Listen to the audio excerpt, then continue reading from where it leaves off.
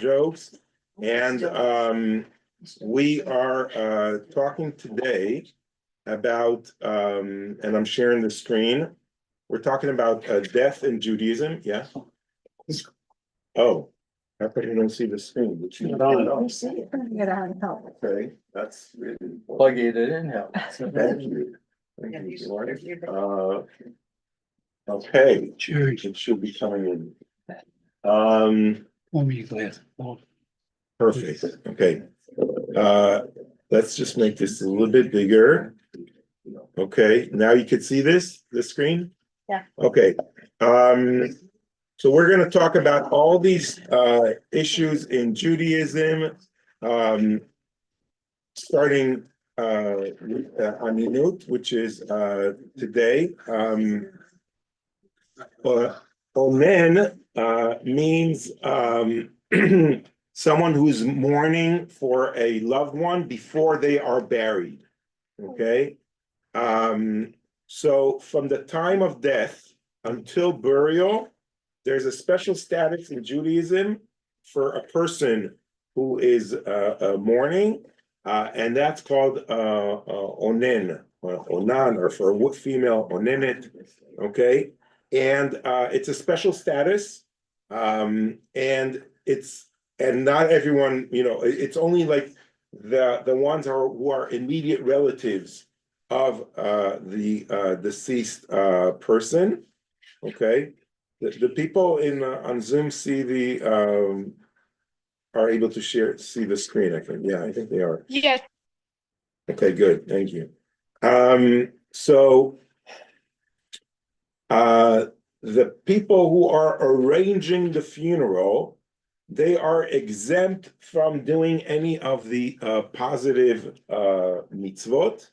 Okay, like if they, praying, putting on tefillin, or things like that, because their mind is preoccupied with the most important mitzvah, which is bringing the deceased to burial.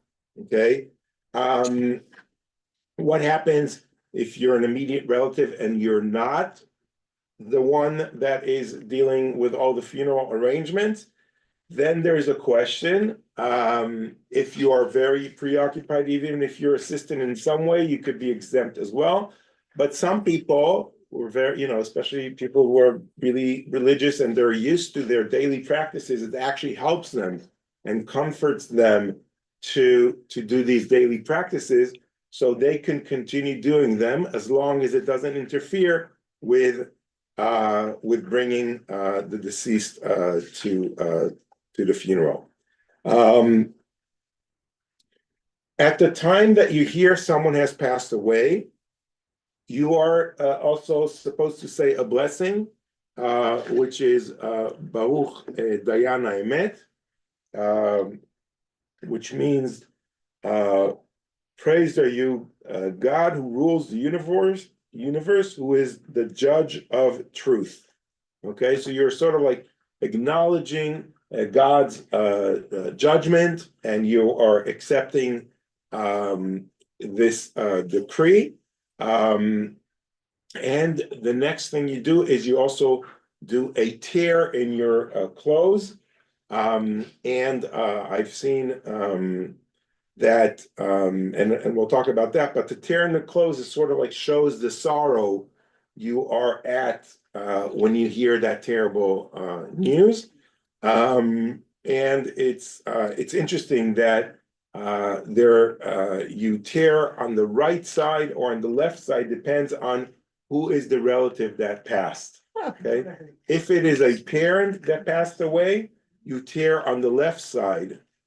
Okay, and if it's a different relative, a sister, a husband, a son, daughter, then you tear on the right side.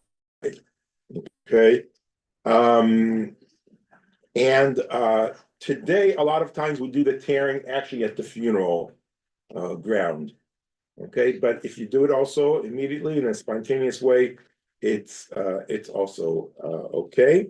And we say the blessing that I just said before, judge of the truth. Okay. The tear is supposed to be done by the person who's bereaved themselves, and not by another person. Sometimes it's customary that a friend or a rabbi would start the tear, and then they continue the rest of it on their own. There is an interesting custom that I've seen here, which is a ribbon. Okay, you don't actually tear the actual clothes. You tear a ribbon. I'm not exactly sure where that custom evolved from, but I've seen that's what people do here. I don't know if in the non-Jewish society people also use a ribbon. No, so No, only the Jews. only And Jews do I've that. never seen anybody tear their clothes. It's always been the ribbon.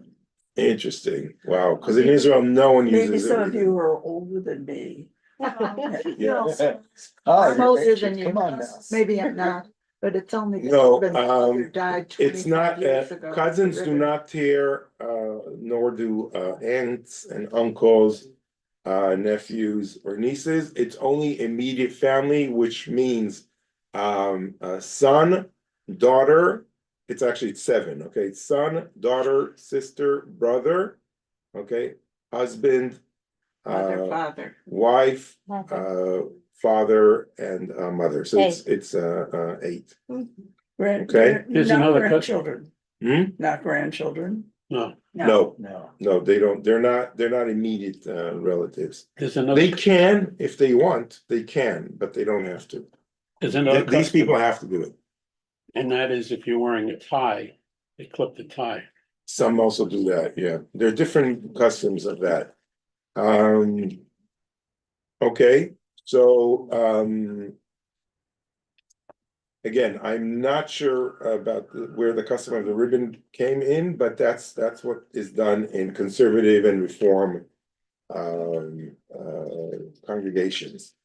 You're supposed to wear that ribbon or that torn shirt on the weekdays when you're sitting a shiva. We'll talk about sitting shiva a little bit later on, but not on Shabbat. On Shabbat, there's no mourning, and you're supposed to, shower for Shabbat, prepare, wear nice Shabbat clothes, and not wear the ribbon on Shabbat. So if you go back to sitting shiva after Shabbat, you put back the torn shirt or the torn ribbon as well. Okay. Another thing that people that I'm often asked is, do you say Kaddish before the funeral? Let's say someone passed away on a Sunday and the burial is only on a Friday. Okay, do you say Kaddish between those days, even if it's like Shabbat? People come to the synagogue and their loved one has passed away, but the funeral is only going to be a few days, so people want to know, do I say Kaddish? And no, you do not say Kaddish until the burial, and you are in the state of aninut, as I said before, so you don't say Kaddish before. Okay. Next, getting ready for the funeral. Choosing a chevra kadisha is something very important in a Jewish burial. Chevra kadisha is a term in Aramaic, which means a company of holy men, which is really a company, and sometimes it's a for-profit or a non-profit company that deals with Jewish burial. They prepare the body. They work with the cemetery on all the arrangements. They get the casket, etc. They do the purification, the tahara, and they do it all like in the proper Jewish way. We here in Ner Tamid work with Malino and Silverman. which is if you sometimes get the Jewish calendars that we have here every year, that's from them. That's how they advertise themselves. And they're very nice people, and I highly recommend contacting them way before there's a funeral, because there are different ways that you could get, like, their plans that you sort of, like, first of all, you lock in the price, and then it's all paid for. So your loved ones don't have to deal with that. It's, it's quite expensive to be buried in America. And so you pay for that, so your loved ones, and they don't have to start dealing with, like, who do I go to, who do I contact, etc. It's already and in place. So contact Eric and Melanie Silverman and talk to him. Chevra Kadisha is really, they're different companies. It's not the only one. You can contact any other company you want. And I was told once in Green Hills that they also bring in a Jewish company. So you could do the purifications and some of those things there as well. But you have to tell them that you're asking for the Jewish burial company to come and do it, and then they'll help and provide for Yeah, that. well, I had Malino and Silverman from my wife. Oh, okay. at And you agree they're Yeah. good, right? Yeah, yeah, I can tell Uh, a story about that. yeah. You know. Okay, so we'll hold on. Over there. What does the Chevra Kadisha do? What are they supposed to be doing? The first thing is tahara. Okay, tahara in Hebrew, in English, means purification of the body. Okay, there's a specific way of preparing a Jewish body for burial. And it's actually in this rabbi's manual that I told you. It's in my car. I have a copy in case I'm, called for anything and I'm out of town or not at home or in my office. It's always there. So it's a very cherished custom to perform tahara, purification, for all the deceased. At least 2 people should be involved in the ritual. And it requires that men attend to male deceased and female attend to female deceased. It's not proper for a man to be doing the tahara of a woman and the other way around. The body has to be placed in a position that honors itself and dealt with the greatest respect. Very interesting, and this is kind of like hard to hear sometimes, but if there are blood wounds, if someone died, was killed in action or in a car accident, or and there is blood, you do not do tahara. You do not purify the body, because you can't wash away the blood. You need to bury the body as is with the blood, and if there is blood on the clothes of the person that's deceased, they're buried as well with the person. So it's hard, but that's because you when you in Jewish burial, you're supposed to have all elements of the body buried, as well as blood. And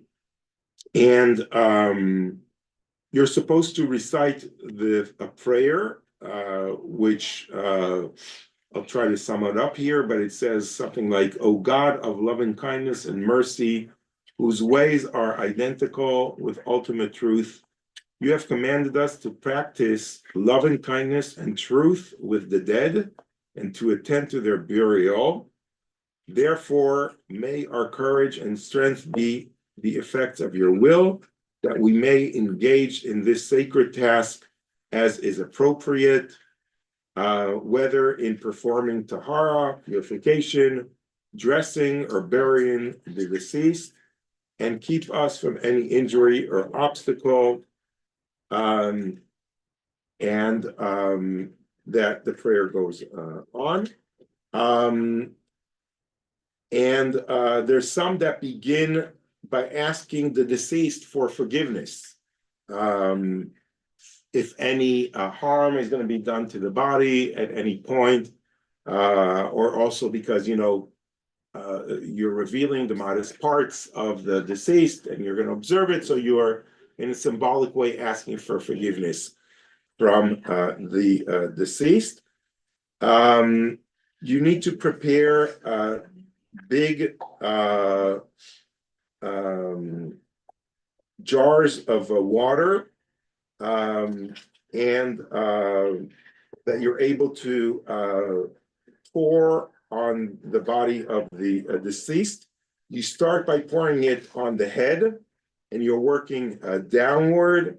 It's supposed to be warm water over the entire body, and you tilt the body from one side and then to the other, so water reaches every part of the body. It's like a mikveh. It's like a ritual bath that you do to the deceased. When pouring the water, you recite the verse from Ezekiel, I will sprinkle clean water upon you, and you shall be clean. I will cleanse you from all your uncleanliness, uncleanliness, and from your fetishes. So This is okay. yeah. So the thinking is that the tahara is like the mikveh, the ritual bath, and death is like atoning for your sins. So you are immersed in water, sort of like as preparation for going to Olam Haba, the world to come. The body is then dried with towels,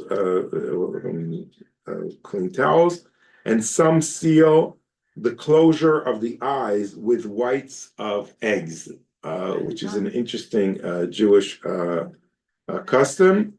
The mouth is closed, the hair is combed, and some place pottery shards on the eyes and the mouth. It's an ancient custom from the past, and a tiny sack of soil from the land of Israel is sometimes placed in the casket next to the deceased. And the body is dressed in shrouds, which is the Hebrew word is tachrichim. And then and that kind of like concludes the preparation of the body before it's put in the casket.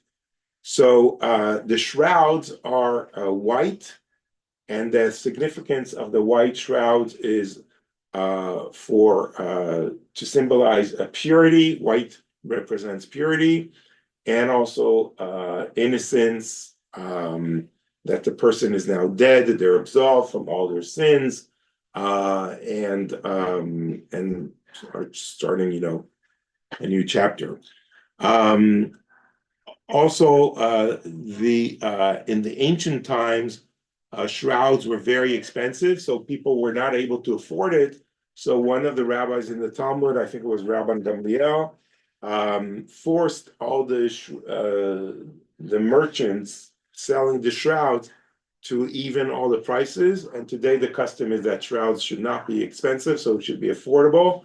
And they're white and simple. And they're made, I think, from the same kind of cloth. So everyone's equal and everyone is able to purchase them.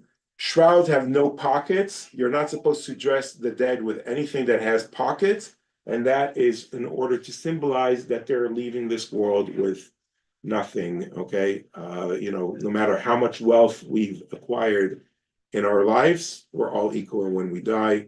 So that symbolizes the no pockets.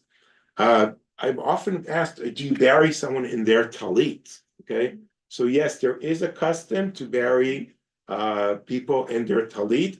However, because talit is something sanctified, you can't put it next to a body and in a cemetery. So you cut off one of the tzitziot, right? Because it has 4 tzitziot, 4 parts to it. So you cut one and then you disqualify it. It's no longer a kosher talit, and that's how you wrap the person with, and they're buried, and people do with the talit that they wore all their lives. Casket, okay.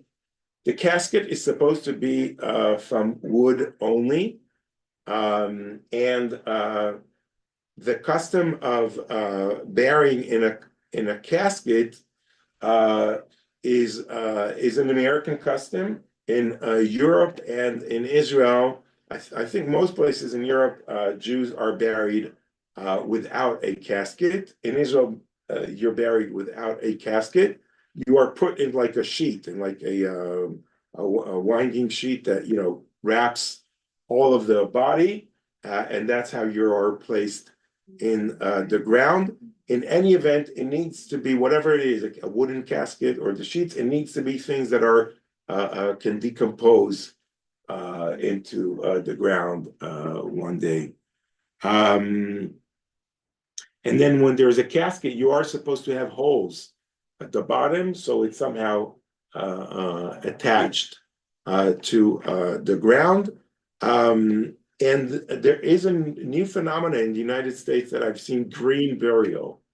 Have you heard of it? Yes, Green No. burial is not using casket. it's just a shroud or. Yeah, just the shrouds, etc. So the younger people are seeking more like green burial. So just go natural, as they say. Okay, can you do that in a cemetery though? There's some cemeteries that are green. Or any- Not every cemetery allows that. Yeah, are there any Jewish cemeteries that allow that? Yeah, I've heard of some in the East Coast that are Not here starting. though. Here, I don't know, maybe. Yeah, I don't know.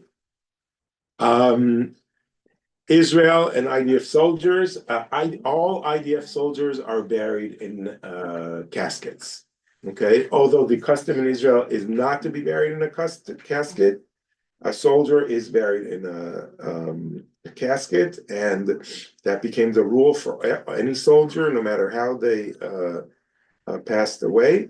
And that is really also for the reason that sometimes, soldiers are really hit very badly. So no one wants to have a situation, where, You have to see something. you have to see something that is really bad and terrible. There are some cemeteries for health reasons that there's a requirement for a vault, okay, to be put over the casket, and because that's the law of the land. So the question is, what are Jews supposed to do with that? So Jews are supposed to follow the law. So then you have to make sure that there's dirt, earth dirt, put on the casket before the vault is put there. So a lot of times that's what we do in funerals. We put the dirt on the casket and then they put the vault. Yeah. Years ago, one of the first burials at Green Hills, Jewish burials, we thought that you had to have a vault, and then they couldn't lower the casket. And some people are here who were there that day.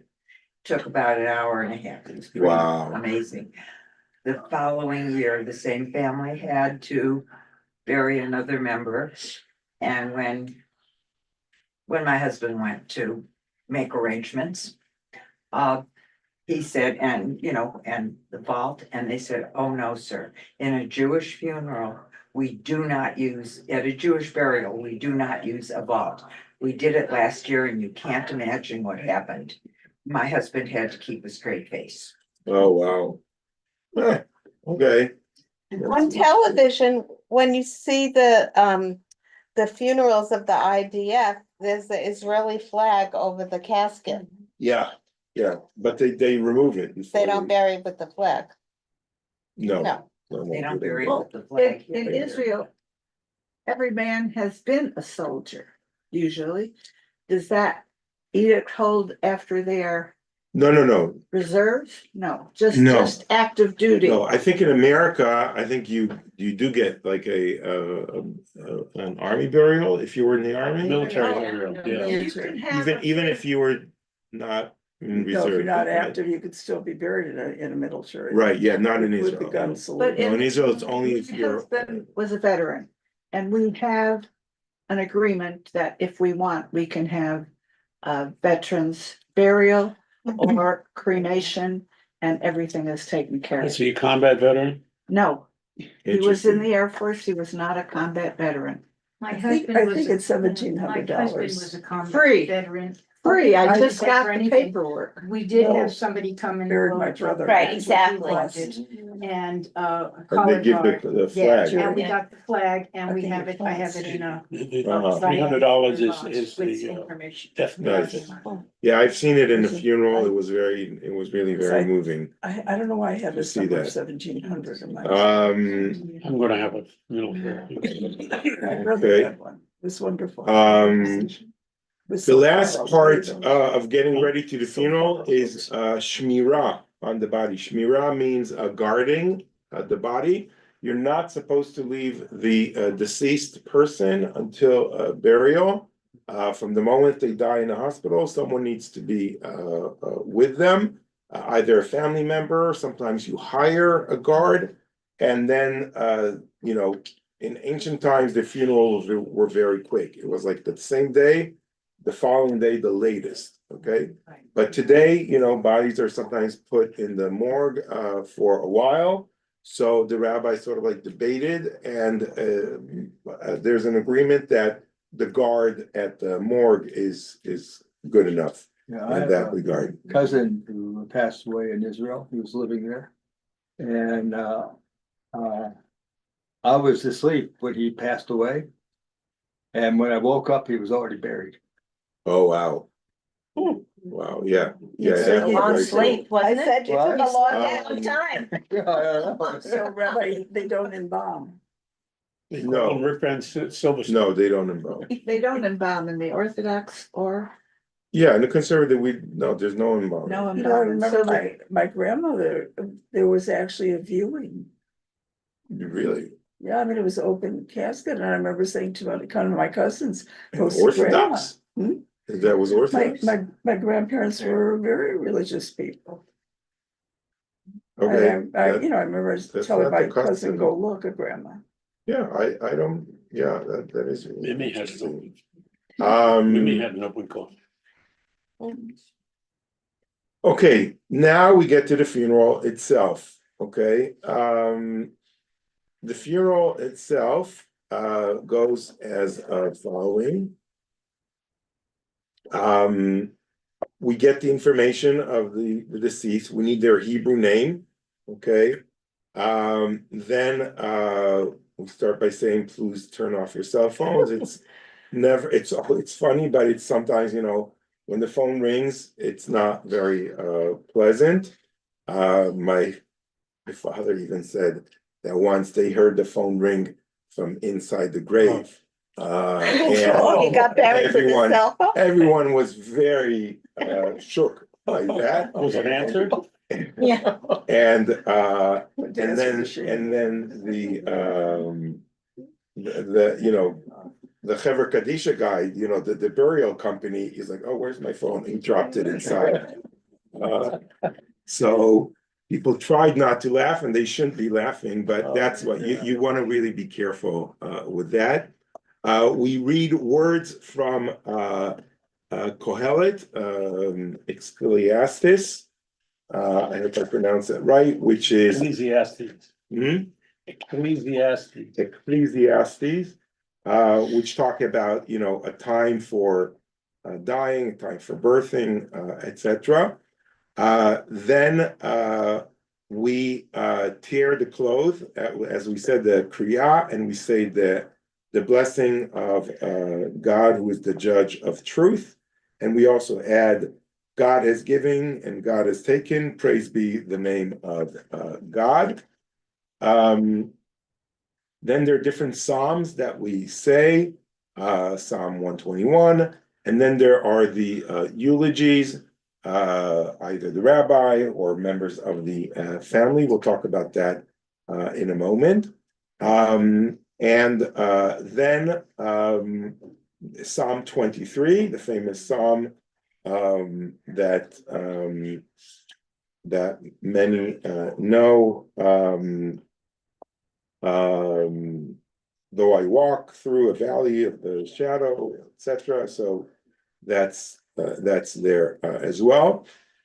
Then a special prayer of El Maleh Rachamim is said. Okay, the memorial prayer, which is God filled with mercy, dwelling in the heavens heights, bring proper rest beneath the wings of your presence, amid the ranks of the holy and the pure, illuminating like the brilliance of the skies. 2, and now we say this, the name of the person in Hebrew and the names of his parents in Hebrew, who is gone to his or her eternal place of rest. May you, who are the source of mercy, shelter her beneath your wings eternally, and bind his or her soul among the living, that she may rest in peace. And let us say amen. Okay, so that's usually the cantor, the rabbis sing this prayer in a moving, beautiful way. And it's like an important moment.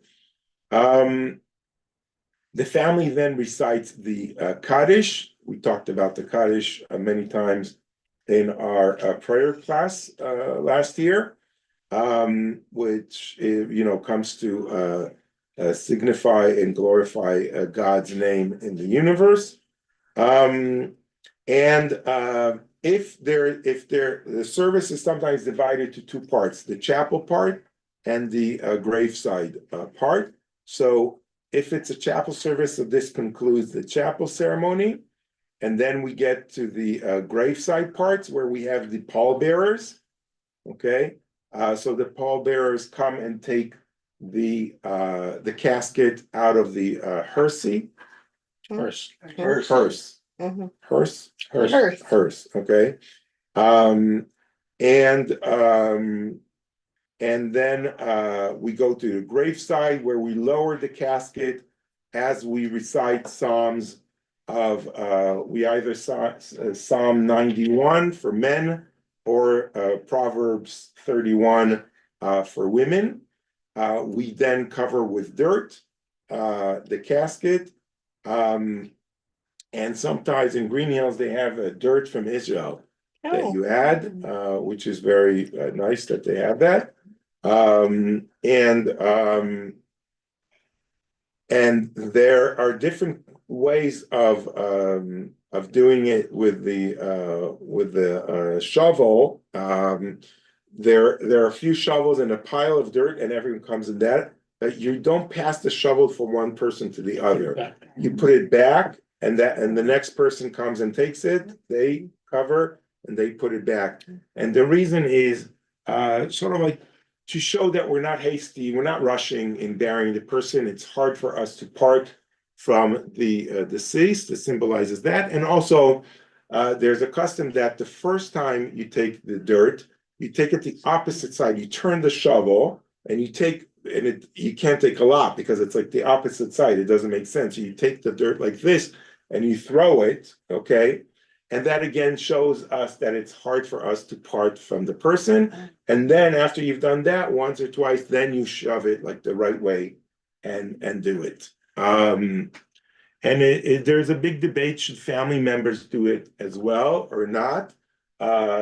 Some people say family members should not do it because it shows that they are participating in burying their loved ones. It shows, like, what does that symbolize exactly? Okay. Does it mean that they other people watching it might think, oh, they are sort of like rushing me? But other rabbis actually think differently and think it's actually helpful to do this because it could help your mourning process, and could also, when the dirt from the earth lands on the casket, even that sound is like it brings you back to reality.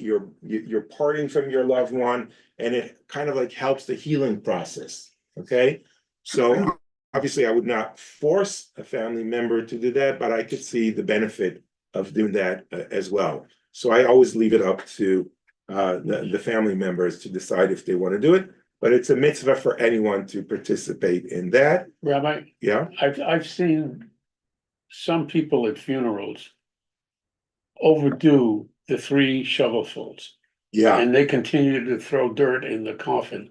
To me, that's non-respectful. It's not respectful of the dead.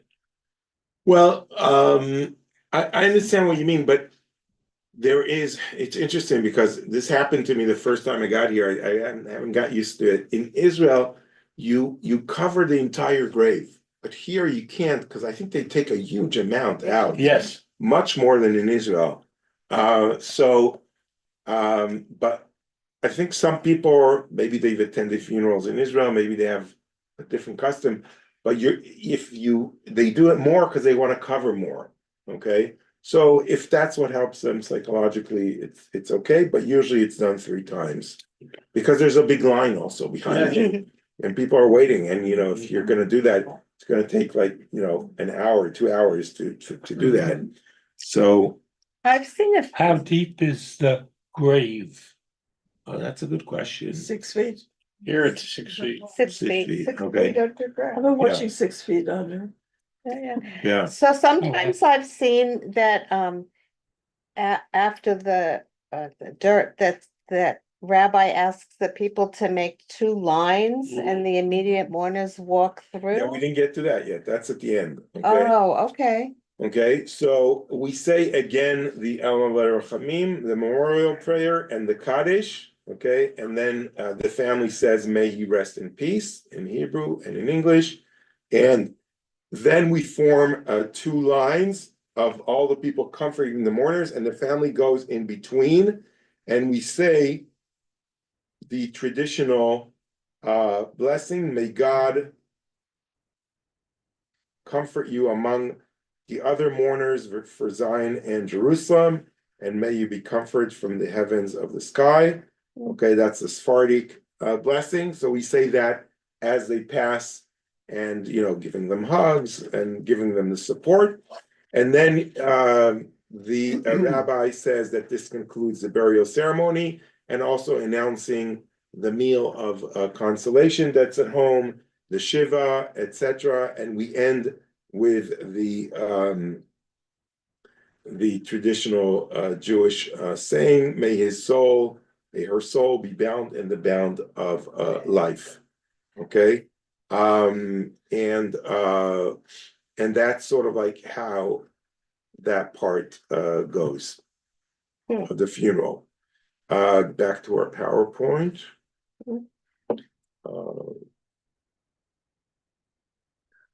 Okay. Yeah. This is a very hard discussion. This is very hard. Okay. You want to share, like, No, because I'm sure that everybody in this room is going back to someone. yeah, I know. Yeah.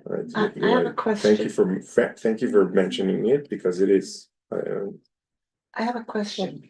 I know traditionally, from what I always assumed, cremation was not an option for Jewish people.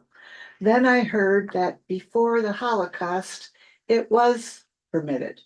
Then I heard people are doing it, and then they are having a celebration of life, even here at Ner Tamid. So I'm wondering what's happening. I mean, before you came, I had friends that were cremated, and they had a celebration of life for her at one time, for her husband at another time, here at Ner Tamid, as long as the word cremation was not mentioned. Yeah, so cremation is not permitted in Judaism, but how do we deal with cremation and what you were talking about, celebrations of life, etc., is a very important topic, and there's solutions to all these issues. But I want to ask that we leave that's going to be the last part of what we're talking about. There's all these topics here. You see these topics that are highlighted? Mhm. We're going to talk about all of these at our last lesson. Okay.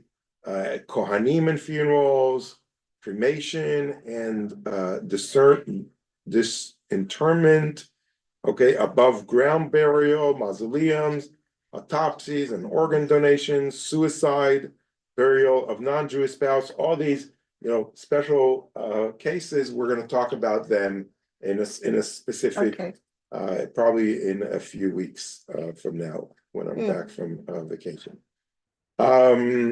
Okay, so sorry, this is where we're at.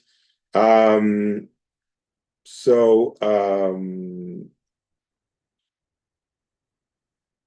okay, then I just want to spend a second about, eulogy, funeral speech, tribute, obituary. These are, different words of addressing, the life of the deceased. Do you know like the difference between them? Okay, like what, Jerry, what would you say the definition for each one of them is? The eulogy is usually talk about what the person has done, how the person lived. Like their bio, like, It's biography. Yeah. It's also an outpouring of whatever the feelings of the family are. right. Is Yeah. it different than a funeral speech or a tribute? I think that's the same thing. Okay, The obituary is usually a published talk about the specific person in a And public newspaper or somehow. right, okay. Anyone else sees this differently? Okay, so this is sort of like important because all these terms are out there sometimes, so it's good that we sort of like put the definition for them. Okay, the way the deceased is positioned in the casket is I mean, they're positioned in the casket, obviously, face front, but in the cemetery, I mean, in the ground, with the legs facing the exit of the cemetery, and that comes from sort of like the concept of the Jewish concept that at the day that the dead arise, they'll be sort of like Ready to go. ready to go when the Messiah comes. Covering with earth and the shovel, actually, we talked about that. The time of the funerals are usually not done at night, okay? Although in Israel, sometimes it's done even at night in Jerusalem, okay? In other areas of Israel, they're not done at night because there is a concept that in Jerusalem, you're not supposed to have a dead person overnight, okay? So there's a very strong custom of burial in Jerusalem like that.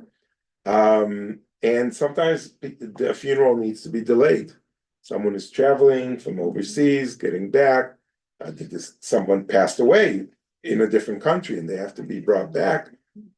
By the way, there's a special insurance for that as well, that Malin and Silverman helps people on that as well. So it is permissible to delay the funeral, but it should be done as, the minimum as possible. Laying flowers. A lot of times people I hear that, no, you're not allowed to put flowers in a Jewish cemetery.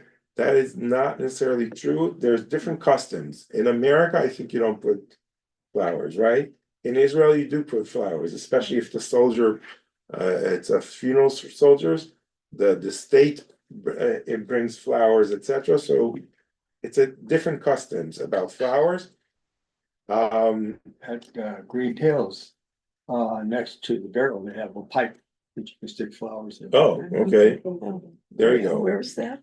Green Hills. But I think you have to Yes, pay for yes, that, you right? Maybe, I don't Yeah. Oh, know. you mean on the stone? No, Next to it. next to I don't the, think it's any problem to To bring, there. Reach. I shouldn't say it that way. what? I think what Steve says, that No, pipe, just some. you can bring flowers to the They're cemetery. not Jewish. Yeah. burial. Yeah, I'm just saying, people say you're not allowed to. It's not that you're not allowed to, that's different customs. Well, they won't. You are allowed to. They don't want you to put stones on the headpieces at Green Hills. I've seen stones. I've Oh, seen yeah. stones too, but they really don't want you to, because they want to do a clean cut of the They might grass. remove the stones And then the after. stones hit the people that are. Yeah, They might remove the stones after. they have yeah. a sign there, stones removed at such a Really? time. Is it stones also for non-Jews or just? Jews, I don't know. I about don't think Jews. non-Jews have the custom of No, stones, Yeah, yeah. they do flowers, right? Yeah, Yeah. The reason Yeah, Peter? I, I had the benefit of grave digging in a Jewish cemetery one summer. Oh, wow. And the reason I asked before how deep it is, because in New York City, the Jewish cemeteries are so impacted that they can't get mechanical diggers. So they get Oh, wow, 3 or 4 guys and two 2x4s. wow, wow, And wow. they, and also touch upon how the burial site is used, because I witnessed in that Jewish cemetery many families picnicking on the grave, Yeah, physically, yeah. and most of those were Middle East On families the, Uh-huh. also. Great. So there must be that. They do it in Interesting. Green Hills too, but I don't think Yeah. it's the Jewish section. Not at the Jewish section. No, not no, at no. The Jewish section. Mother's Day, they have a Oh, yeah. picnic. they- Yeah. they have Yeah, a yeah, blanket whatever. powder. Yeah, I've seen that. Okay, Maybe we- so, but the reason Jews put stones is because God is perceived as the rock of Israel, so it's sort of like, and it's also, it's sort of like symbolic thing, we were here. Yeah. Someone was here, we haven't forgotten the deceased person, okay? So, and then we do the 2 lines comfort the mornings, and when you leave the Jewish cemetery, you're supposed to wash your hands. So there's like a washing station. At Green Hills, there's no washing stations. I asked them to put it there. But there's like a rock with water coming out, so I always stop and put my hands under the water there. So that really concludes the funeral. And